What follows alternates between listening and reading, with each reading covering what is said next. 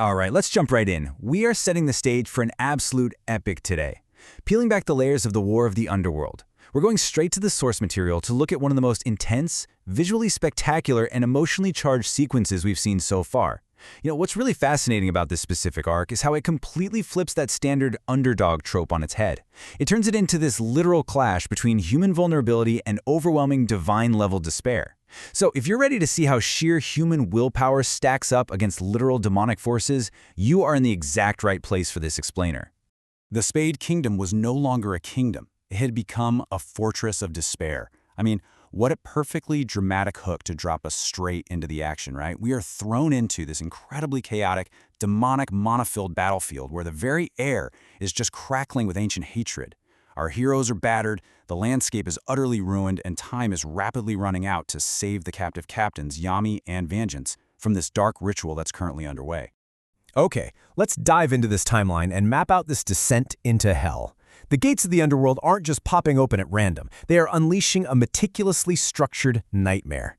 The stakes geometrically increase with each gate that opens. First, you've got the lower devils flooding the zone. Then the terrifying second-tier twins, Lilith and Nama, arrive, and it all leads up to the ultimate catastrophic awakening of Lucifero himself.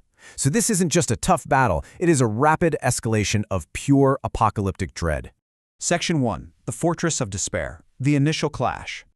So in this initial clash, we see the exhausted knights of Clover and Heart standing completely united. Noct is utilizing his brilliant shadow magic, and Yuno takes to the skies with his raging spirit magic, really just trying to hold the line. But as we see, holding the line just isn't going to cut it when that second gate opens. The source material describes the twins, Lilith and Nama, as radiant nightmares wielding magic that defies reality, literally freezing the air and melting it simultaneously. Think about that paradox for a second.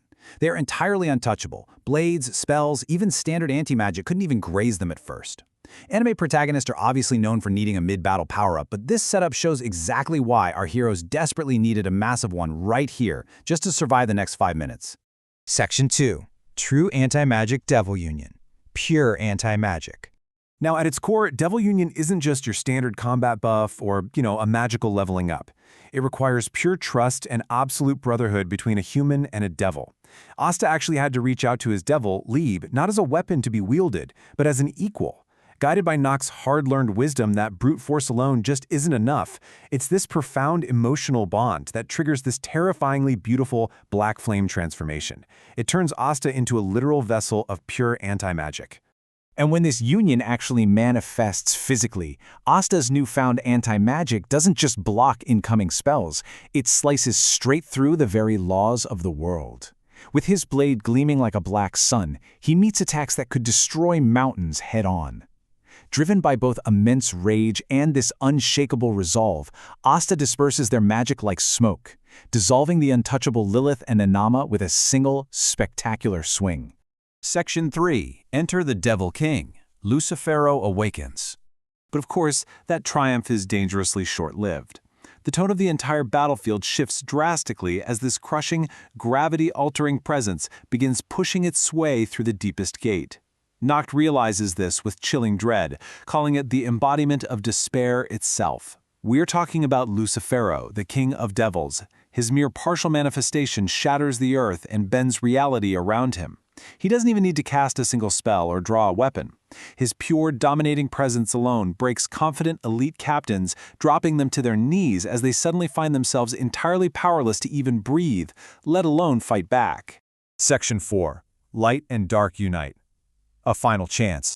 So with the dark ritual nearly complete and their beloved mentors hovering on the absolute brink of death, the remaining knights realize they have one final chance. And this brilliantly illustrates the dynamic between our central heroes. On one hand, we have Asta's dark anti-magic and devil union. On the other, we've got Yuno's brilliant star and wind magic, awakened by his newly discovered Royal Spade Kingdom lineage. They've walked two completely different paths, yet their abilities contrast and complement each other perfectly, merging into the exact same burning dream to protect our world.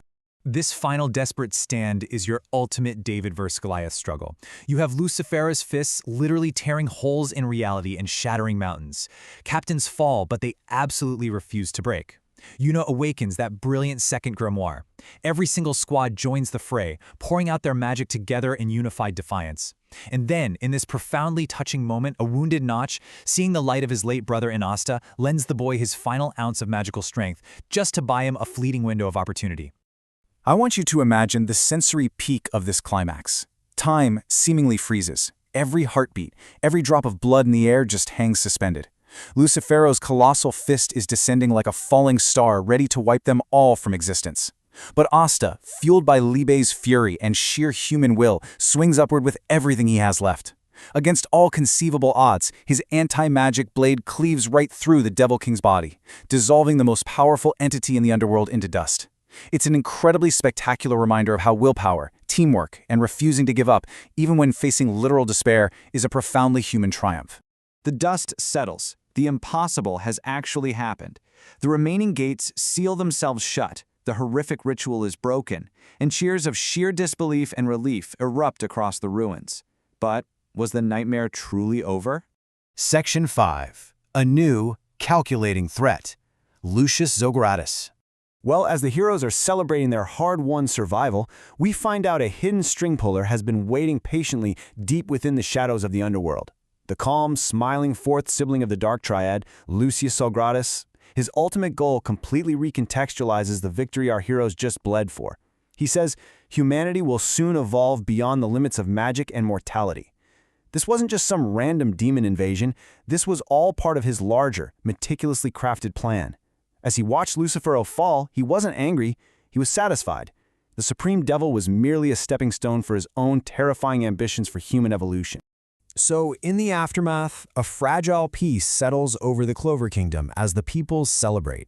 But Asta and Yuno, they feel the heavy weight of the unfinished business ahead.